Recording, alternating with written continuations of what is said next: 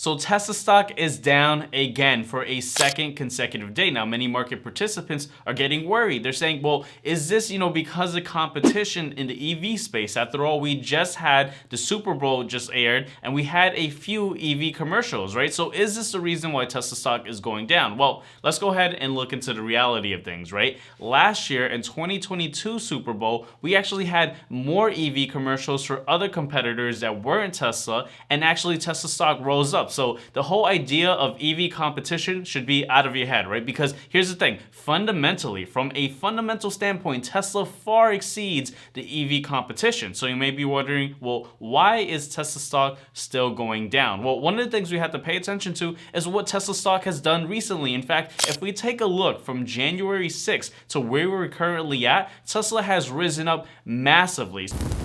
So it only makes sense for a slight drop to occur or some consolidation, in fact, to occur, right? It's not healthy for a stock to forever continue going up to the moon. Although I would benefit very greatly if Tesla just forever kept going up, the reality is that is not the case. Now, I want to highlight how low can Tesla stock exactly go, and I want to talk about some catalyst events that we should pay attention to, some macroeconomic events coming up pretty much tomorrow, and also just highlight a few things that we want to pay attention to, especially when it comes to the price action of Tesla. However, before we go ahead and look into those details, I want to go in and just show you guys, when I logged on Twitter, something I found out was very interesting. So we have this tweet from Gary Black, and he tweeted that, new EV competition grows EV adoption, which benefits Tesla most as the clear market leader, which of course Tesla owns 65% of the EV share space in the United States. So of course the whole concern that competition in the EV space is going to hurt Tesla,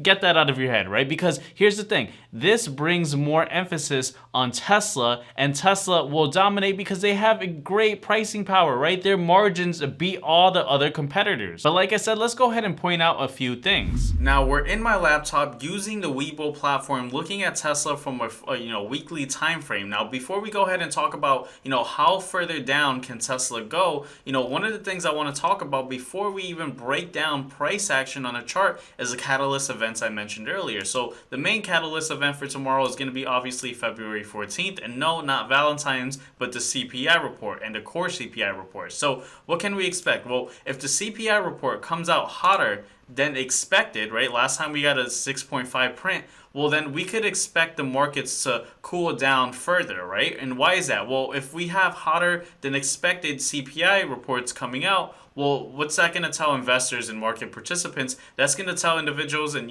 participants in the markets that maybe the FOMC is going to have to hike a little bit more aggressively or for a longer duration, which of course is not good for risk on assets like stocks and equities. So we could possibly see the overall market, including Tesla, come down a little further, right? Of course, this is something that's only going to impact Tesla from a shorter time frame, because one of the things we have to pay attention to is the fundamentals of the company. And as I said multiple times on this channel, Tesla has strong fundamental numbers coming out. So what is something else we want to pay attention to, right? Well, here's the thing. A lot of people focus, especially retail traders, they focus on CPI, which is a consumer price index, right?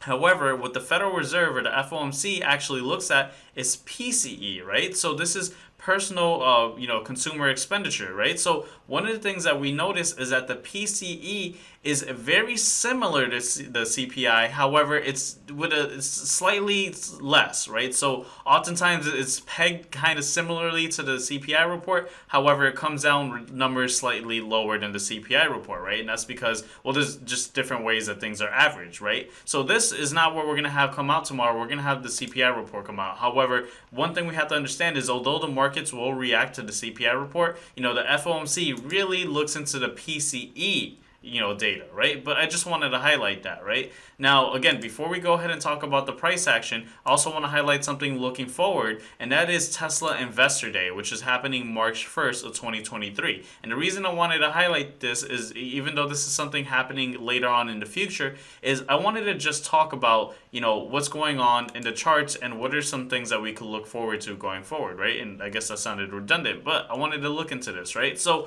one of the things I pointed out in a previous video is that if we look at volume to profile, right, or the volume profile, which is volume to price, we're going to notice this is significantly different from volume by time, right? A lot of market participants are very familiar with volume by time. What is volume by time? Well, we just see like how many hands a share has or stocks have been traded, right? Is there a lot of buying pressure, a lot of selling pressure? And we see the more trading off in volume by time. However, something that a lot of individuals are not familiar with is volume by price, and we look at how much shares are traded at a certain price level. So this is different. This is why the volume is on a vertical area, right? And one of the things we notice is that when there's more volume by price, well, that typically creates supports and resistances. That's where we typically see like a consolidation in the market. And that's why, when we look at over here, which is one of the second highest levels, right? Obviously, the highest level is around over here when Tesla was,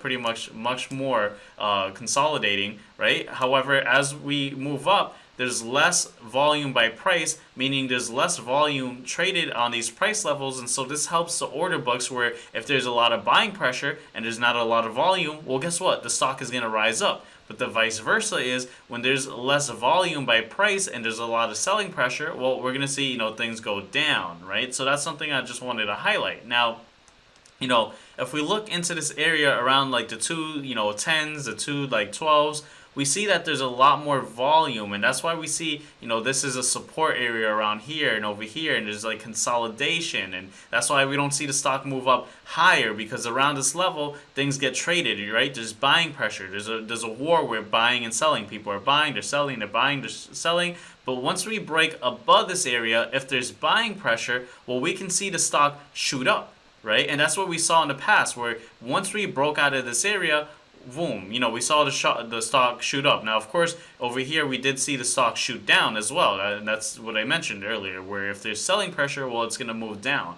So this is something that we had to pay attention to. Now, of course, if we break below this, there's again less volume by price, and we could see Tesla fall down rapidly as well. And so if we zoom in, right, I just want to or I guess we could say zoomed out. One of the things I wanted to highlight is this area right over here, which is around like $194, or I guess this is one. Let me look into this a little closer. This is like roughly like $182 per share. We see that this was an area of support in the past where when Tesla fell down, it bounced up, it fell down, bounced up, and we did bounce up, but then we broke below it. Again, when it comes to technical analysis, right, this is something that throws a lot of individuals off when it comes to trading and investing in the market. If they only look at technical analysis, this isn't a solid line where the stock always has to bounce above it. It's really just a measure of what we have to pay attention to. If the stock breaks below it, well, we can expect more selling pressure, and if a stock, bounces off of it, well, we can see more buying pressure. Simple as that, right?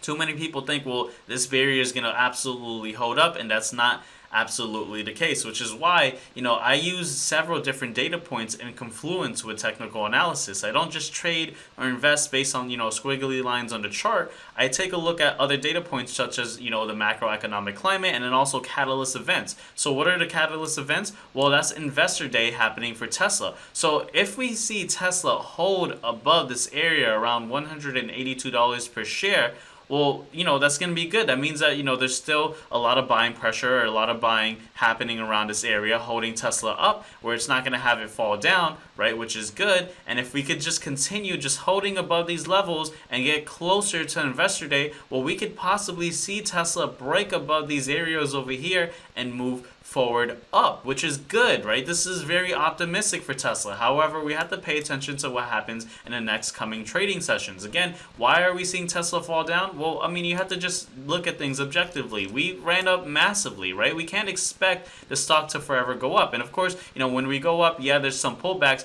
but the pullbacks are higher than the previous lows, right? So the lows are higher than the previous lows. As we got lower, we got higher, and then we got lower again. This lower is higher than here. As we got up, we got lower, it's higher than here. But one thing that we do see is that we're approaching this area where we could possibly go to a previous low right over here, which is why we have to pay attention to the price action going forward in the next few trading sessions. What's going to happen with the overall market? Why are we consolidating? Well, there's a lot of volume right over here, and we're not certain, or the market's not certain on what's going to happen with the overall market and Tesla. So that's why we have to pay attention, right? And obviously, just wait for the data to come out, and then from there make your decisions, whether you're trading or you're investing in Tesla. I have long-term exposure to Tesla in my long-term investing account, but I often trade Tesla daily as there's a lot of opportunity trading Tesla. And also, one thing I mentioned in the Push and Profit private group is that when you trade a stock,